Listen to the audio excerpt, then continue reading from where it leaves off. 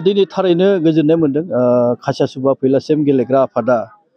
जिनिखि बड'लेण्ड मुभमेन्टआव मुंख्लं जालांबाय बिथांमोनखौ गोसोखांनानै आरो बिथांमोनखौ सिबिनायनि मोनसे खाबु लानानै 33 बोसोर सिबिबोबाय बिथांमोनखौ मोनसे जोलुर बादायनायनि गेजेरजों आरो बे सानसेयारि जोलुर बादायनाय गेलेनाय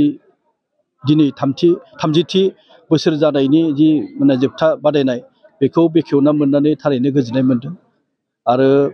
साबायखर बावदों आं खासियासुबा फैलासिम गेलेग्रा आफादजों लोगोसे ओनसोलनि रायजो राजा बिथांमोना बे फुटबलनि गेजेरजों बड'लेण्ड मुंख्लंनि जि बिहोमा बेखौ इयुन जोलैजों लोगोसे सोलिबाय थानाय सुबुं माहारिनो मोनसे गोजोर खालामनो थाखाय जि थांखि लानानै खामानि मावबाय थादों बे थारैनो बाख्नायथावना जों बयबो मिथिगौ जे मुंख्लंफोरखौ जाय माहारिया सिबिया बे माहारियानो माने बुहुमाव थेर बेथेर जानायनिबो मोनसे सम्भाबनाखौ नुयो बेखायनो मुंख्लंफोरखौ सिबिनायजों लोगोसे बिथांमोननि बिहोमाखौ गोसोखांनानै बिथांमोननि जे थांखि बेखौ नोजोर बोनानै जिनिखि माहारिनि गेजेराव जोलुर बादायनायनि गेजेरजोंबो मोनसे गोजोर खालामनो जि थांखि लादों बे थारैनो बाख्नायथावना आरो बिथांमोननि गोसोखांनायजों जिनिखि खासियासुबा फैलासिम गेलेग्रा आफादा थांनाय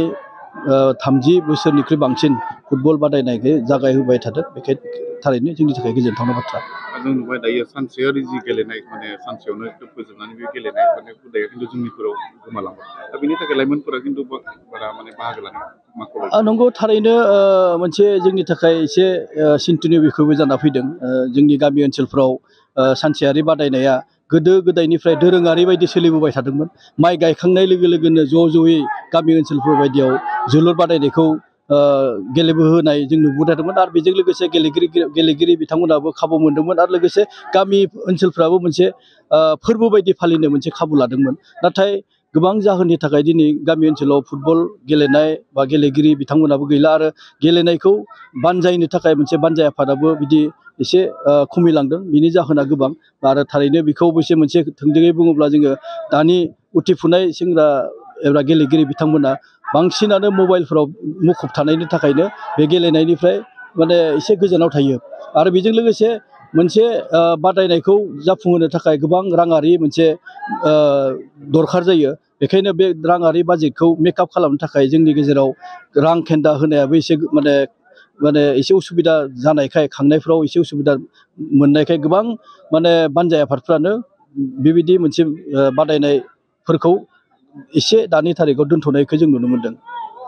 खासियासुबा गामिनि सिङावनो खासियासुबा फैलासिम आफादा 1987 जोनोम मोननानै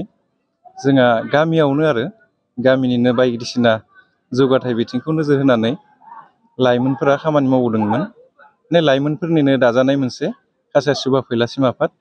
आरो बे आफादा गावसोरो दाजाखांनायनि उनावनो जोंनि गामिनि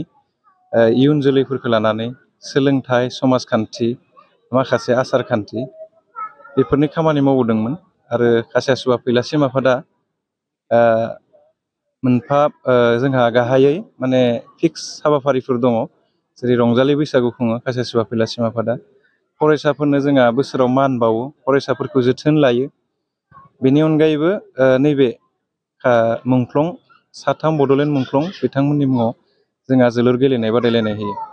आरो बयनिख्रुइबो जोंहा एसे गेदेरसिन माने एक्टिभिटिस बा हाबाफारि होनोब्ला खासियासुबा फैलासिम आफादनि नैबे 3 बड'लेण्ड मुंख्लंफोरनि मुङाव जोलुर एबा सानसेयारि बादायलायनाया मोनसे गाहाय हाबाफारि दा 3 मुंख्लं होननाय लोगो लोगो जों गोसोखांनांगोन जोंनि जोनोमनि आगोलनो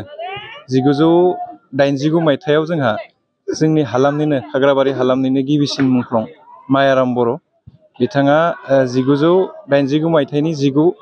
आगस्टआव मुंख्लं जादोंमोन जाहैबाय नैबे गामिनिफ्रायनो आरो कनक चन्द्र बर'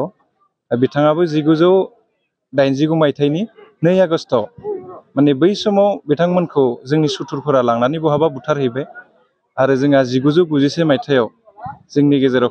जोंनि गामिनिफ्राय सासे मुंख्लं जाबावो जोंनि नखरारि हानजानि गेजेरावनो 1991 मायथाइनि 4 एप्रिलाव थ' बिथांमोन गेदेर दैदेनगिरिफोरा जोंनि गामियाव जोनोम मोन्दोंमोन आरो जोंबो खाफाल गोनां बिथांमोन गेदेमा, बिथांमोन हारि उनफावरि, बिथांमोन समाजनि मोजां सानग्रा, बिथांमोननि गामियावबो जों जोनोम मोनफादों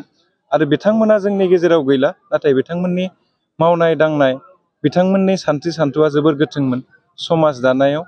हारि दानायाव, माने ओनसोल फोसाबनायाव, गामि फोसाबनायाव। थ' फैलासिम आफादा बिथांमोननि गोसोखांथियावनो बिथांमोनखौ अराय नागारनो हायैखायनो, बावगारनो हायैखायनो गामियाव जाहाथे बिथांमोननि बेसेना जुग जुग थायो, बेनि थाखाय बिथां साथाम बिर जोहोलावनि गोसोखांथियाव नैबे गेलेनाय बादायलायनायखौ जों होबोबाय थादों। जोंनि सिनियरफ्राबो होदोंमोन, जोंनि आथालाव फैबाय आरो जोंनि इयुन जोलैफोराबो बिथांमोनखौ मोनसे नोजोर आरो थांखि लानानै खुंबोगासिनो आरो दिनै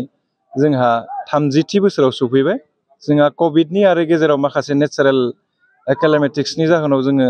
बोसोरथाम बोसोरब्रै खुंनो हायाखै, थेवबो जोंहा दिनैसिम 30थियाव सफैबाय आरो बेखौ जों गोदो जेरै खुंदोंमोन बेबायदिनो खुंदों आरो जों आसा खालामदों फैबाय थानाय समफोराव जोङो जोंनि गामि लेभेलनि हयथ' फुटबल सानसेयारि बादायलायनायखौ जोङो बयनिख्रुइबो साबसिन खालामनो हायो। बेनि थाखाय खासियासुबा गामिनि फैलासिम आफाद आरो गामि समाजा लोगो नांनानै जोङो नाजागासिनो दङ।